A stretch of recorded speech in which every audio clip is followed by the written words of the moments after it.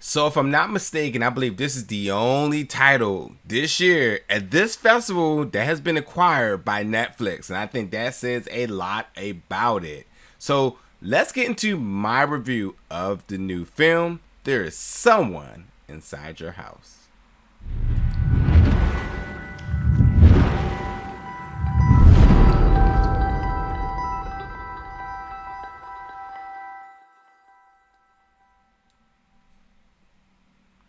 What's going on, everybody? Welcome back to the channel today for another review. And today we're going to be reviewing the film There's Someone Inside Your House, which made its world premiere this year at Fantastic Fest 2021. And as I said, has been acquired by Netflix, so therefore its release is on the way. But yeah, I was looking through the list of titles that were going to be at this year's festival, and I believe this is the only one that has been acquired by Netflix. So I think when I see that, I think it sets a bar for this film, a level of expectation, a level of just what we may think this film should be in rankings to other films. So like I think it's a obviously a notable thing to say that Netflix picked this film up. And I think that going into it, and I'm like, okay, this should be good. This really should be good. But I gotta say, like, I wasn't disappointed. This film is a good old slasher. Everybody likes a good old slasher film, one of those revenge killers type of things. And it really does pay homage to a lot of the other classes that's came before it.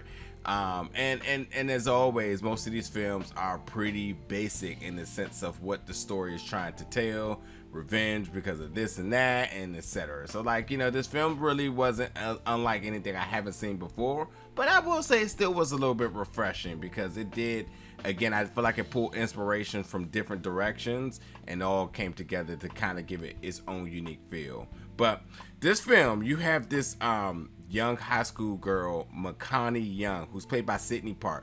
She just moved from Hawaii to Nebraska, which is already really horrific right there. Like, I couldn't even imagine leaving one of the most beautiful places in the world to go to Nebraska. But she had to go because she had to finish up her high school year. She got into some stuff in Hawaii, and this is probably the best decision for her considering how much trauma she left behind upon relocating. So she's there, and while she's there, she realizes that there is a killer who is after her and her classmates. And the killer is trying to expose all of the classmates' darkest secrets. And while he's doing so, which is paying a little bit of homage here to Texas Chainsaw Massacre, he wears their face. So, the letter face thing. He wears the victim's face upon killing them. So that's a little unique twist that they give to this slasher story. But if this doesn't sound like anything else, I mean, like, you have to think like this kind of gives you like Scream sort of vibes here, and indeed it does, because this killer is on the loose. The town is locking down. It's victim after victim, and once the killer is gets his victim, then he exposes them for what they have done. So that's sending everybody in scramble, including Makani, trying to figure out who this is and to survive the night or day or forever, whatever it may be. Now, funny thing about this is that Makani moves to Nebraska to live with her grandmother, and the grandma, black grandma, does this jump scare scene in the beginning of this film, and I was like, oh, holy hell, I know this is about to be scary. When you got the black grandma out here hiding behind corners and whatnot, you know we in for a ride today. I thought that was so funny that they did that. But like I said, this film gives you a lot of the same energy of some of the famous slasher movies that have come before this, like Scream, you know what I mean? The toning feels very eerily similar to it. The gore in this was pretty good. There's a few times I definitely dropped the F-bomb, especially towards the end upon some of the kills and how they were done. Like, very good, I have to say that. But again, much like the films that's come before this, the building was much the same.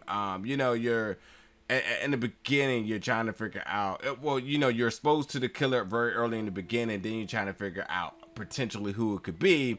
this film sends you into those very typical directions of suspicion, you know, because of how a person is interacting with the others, how a person may be dressing, you know, all of those sorts of different things, you know, just to try to get you to suspect a person when we know it's not going to be that person, because eventually that person will become the victim. It follows the same suits here. And then, like I said, with the killer wearing the face of its victim before he kills them is, you know, much like Leatherface, who wears the face of the person after he kills them. So there's that.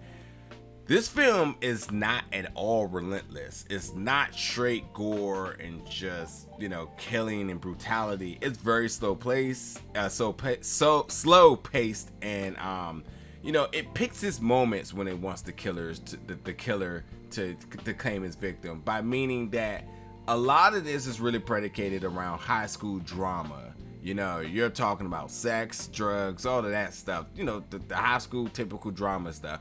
But they just happen to be in a world where there's a killer, so the killer kind of injects himself in the story at times, and then it's like, okay, cool, all this drama stuff, you know. So like, it's well balanced in that fashion, in regards to this being a high school drama with some horror behind it.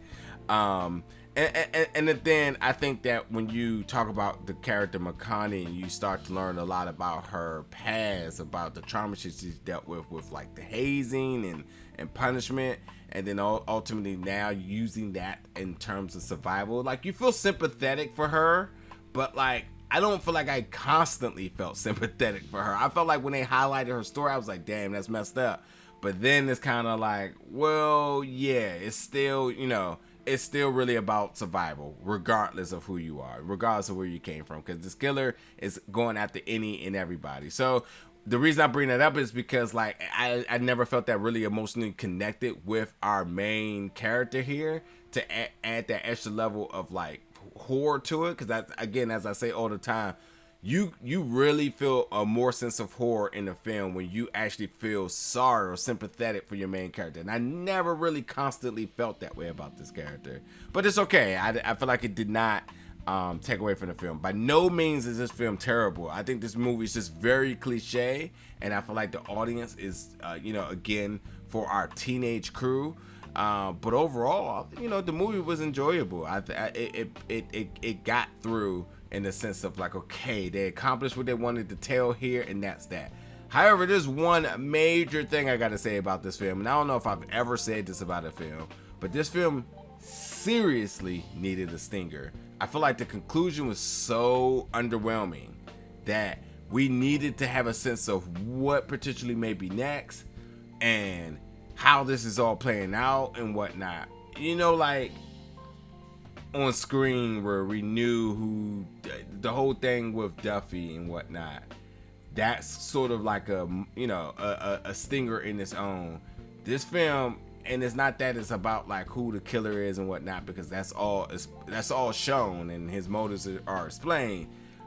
But at the conclusion of the folks who have survived, we kind of want to know, beyond high school graduation, like, what's the sense of tone in the town, or, you know, what potentially may be next here, because I feel like there's still something left on the table with this one, and they definitely did not address it at all. So I don't know. I just wish there was just a little bit more. Maybe a stinger would have really sufficed here. So, but look, again, folks, this is the film There's Someone Inside Your House, made its world premiere at Fantastic Fest 2021 and will be releasing to Netflix very soon. Folks, jump in the comments. Let me know your thoughts about this film. And as always, stay tuned for more reviews very soon.